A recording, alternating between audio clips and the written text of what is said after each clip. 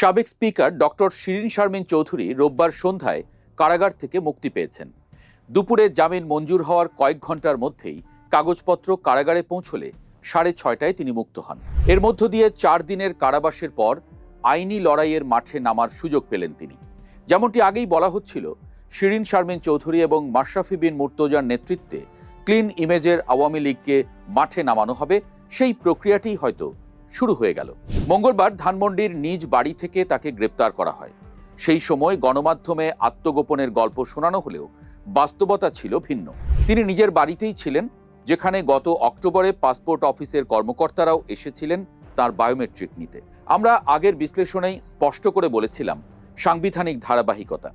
রাষ্ট্রপতি শাহাবুদ্দিনের অনুপস্থিতিতে স্পিকারই ছিলেন রাষ্ট্রের ভরসা, কিন্তু মেজর হাফিজ উদ্দিন আহমদ স্পিকার হওয়ায় সেই বাধা কেটে গেছে। এখন তাকে আইনের আওতায় আনা সম্ভব হয়েছে। এখন প্রশ্ন, শিরীন শারমিন চৌধুরীর জামিনে মুক্তি পাওয়ার অর্থ কি? উত্তর এখন আরও পরিষ্কার। প্রথমত, তার আর পলাতক থাকার প্রয়োজন নেই। কারাগার থেকে মুক্তি পাওয়ার পর তিনি এখন আইনি লড়াই চালাতে পারবেন। দ্বিতীয়ত, নিজের মামলা নিজেই লড়তে পারবেন। তার বিরুদ্ধে 6টি মামলার মধ্যে 3টিতে ইতোমধ্যে চূড়ান্ত প্রতিবেদন দাখিল হয়েছে, বাকি 3টি তদন্তাধীন। আদালতের রায়ে তার খালাস পাওয়ার সুযোগ আছে। তৃতীয়ত, সরকারের সুনজর আছে তার উপরে।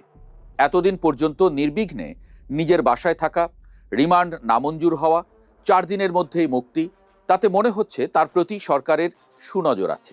এছাড়া যে মামলায় তাকে গ্রেপ্তার দেখানো হয়েছে সেখানেও তিনি 3 নম্বর আসামি এবং তার সম্পৃক্ততা অনেক কম। এটাই ইঙ্গিত দেয় মামলাগুলো টেকসই নয়।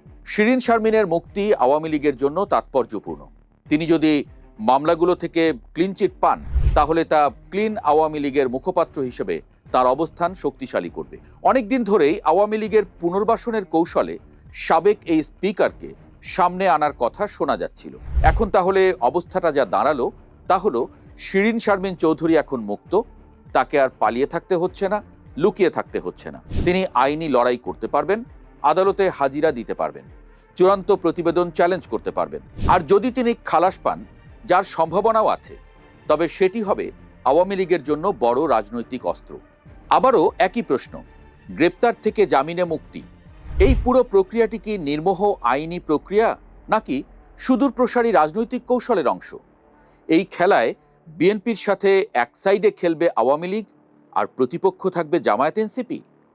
প্রশ্নগুলো তোলা রইল, উত্তর দেবে সময়।